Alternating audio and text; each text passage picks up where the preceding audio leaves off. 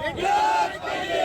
कोण म्हणतो देणार नाही, घेतल्याशिवाय राहणार नाही. कोण म्हणतो देणार नाही. घेतल्याशिवाय राहणार नाही. राष्ट्रसंत भगवान बाबा की जय. राष्ट्रसंत भगवान बाबा की जय. आरक्षण आमच्या हक्काचं, नाही कुणाच्या बापाचं, आरक्षण आमच्या हक्काचं. नाही कुणाच्या बापाचं. बंजारा समाजाला एसटीतून आरक्षण मिळालं पाहिजे. बंजारा समाजाला एसटीतून आरक्षण मिळालं पाहिजे. कोण म्हणतो देणार नाही, घेतल्याशिवाय राहणार नाही. कोण म्हणतो देणार नाही. घेतल्याशिवाय राहणार नाही. आम्ही भगवान बाबाच्या चौकात निदर्शनं करतो, आंदोलन करतो. त्याचं कारण अहिल्यानगर जिल्ह्यातील शेवगाव तालुक्यातील थाटेवडगाव या ठिकाणी वंजारा समाजातले 3 तरुण बांधव गेल्या 12 दिवसापासून आमरण उपोषण करतात. परंतु या ठिकाणचे राज्यकर्ते असो किंवा विरोधी पक्षनेते असो किंवा कोणतेही लोकप्रतिनिधी असो, जे आंदोलन करताना एका समूहाला वेगळी वागणूक आणि दुसऱ्या समूहाला वेगळी वागणूक देतात. त्याचं कारण असं आहे की आम्ही लोकशाही मार्गाने आणि शांततेच्या मार्गाने आंदोलन करतो आणि दुसरा समूह झुंबडशाहीच्या मार्गाने आंदोलन करतात, म्हणून त्यांनी वेगळी दखल घेतली जाते. त्यामुळं आम्ही आता या ठिकाणी एक प्राथमिक स्वरूपात हे आमचं आंदोलन चालू आहे. यापुढं महाराष्ट्र शासन आणि महाराष्ट्राच्या मुख्यमंत्र्याला विनंती करणार आहे की वंजारा समाजाचं तुम्ही हैदराबाद गॅजेट लागू केलंय, मग एकाच समाजाला कसं हैदराबाद गॅजेट लागू केलंय? म्हणून आमची मागणी आहे, जर हैदराबाद गॅजेट लागूच करायचं असेल आणि केलंच असेल तर त्यानुसार वंजारा समाज देखील एसटीत गेला पाहिजे.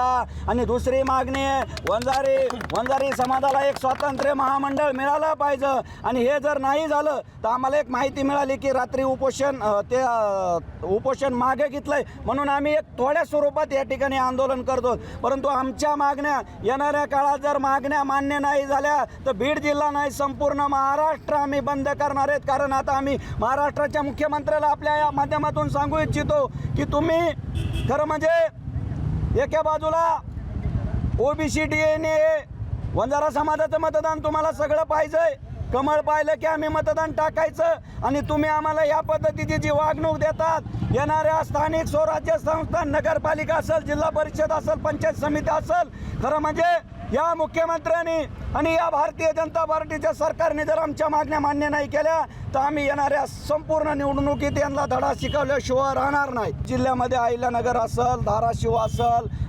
तिकडं परभणी असेल, म्हणजे आणि जिल्ह्यात देखील तालुक्यात आम्हाला कळलं आहे धारूर असेल, परळी असेल, अन्य ठिकाणी चक्काजाम चालू आहे. आणि ही सुरुवात आहे, ये तो एक झाकी आहे, अभी सब कुछ बाकी आहे. 17 तारखेला देखील ओबीसी मोर्चा निघणार आहे, त्याच्यामुळे काय तुमचा इशारा असणार आहे राज्य सरकार? नाही, 17 तारखेला या ठिकाणी भुजबळ साहेब यांच्या नेतृत्वात ओबीसी समाजाचा जो मोर्चा होतोय त्या मोर्चामध्ये ओबीसी म्हणून आम्ही सर्वजण असणार आहेत. याच्यामध्ये कुणीही अफवा येऊ द्या, काही फूट पाडण्याचा प्रयत्न करू द्या, पण ओबीसी म्हणून आम्ही त्या मोर्चामध्ये एवढ्या ताकदीने असणार आहेत. तुम्ही पाहताय कुणी इशारा देतंय की भुजबळ साहेबांना या बीड जिल्ह्यात पाय ठेवून दिला जाणार नाही का? इथून पाठीमागे आंदोलन झाले नाही, इथून पाठीमागे सभा झाल्या नाही. असा जर कोणी प्रकार केला तर महाराष्ट्र शासन आणि प्रशासन आणि या बीड जिल्ह्याचं पोलीस प्रशासन जर अशा पद्धतीचा कोणी इशारा देत असेल, खरं म्हणजे त्याला लगेच ताब्यात घेऊन लगेच घ्यायला पाहिजे.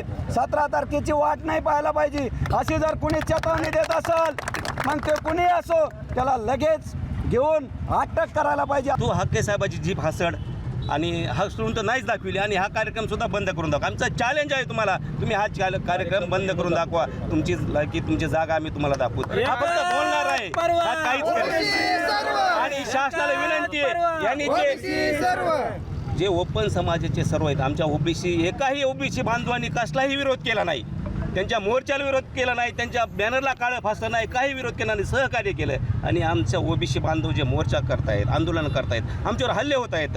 हक्के साहेबांवर 10-11 हल्ले झाले, त्यांच्या मुलावर हल्ले झाले, पवनवर हल्ला झाला, वाघमारे साहेबांची गाडी जाळली. काय चाललंय?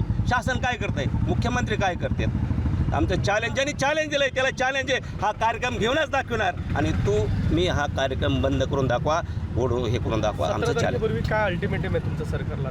17 पूर्वी आमचं एकच अल्टिमेट आहे, ज्यांनी असं ओपन चॅलेंज दिलेलं आहे त्याच्यावर योग्य ती कारवाई करण्यात यावी, हे आमचं चॅलेंज. आणि लवकरात लवकर आमच्या ज्या मागण्या येतात हे जे हैदराबाद गॅजेट आहे ते बंद ते कॅन्सल करण्यात यावं हे आमची बोगस जे कुणबी निघालेले आहेत त्यांच्यावर कारवाई करण्यात यावी ते सर्व रद्द करण्यात यावी तर ही आमची प्रमुख मागणी आहे.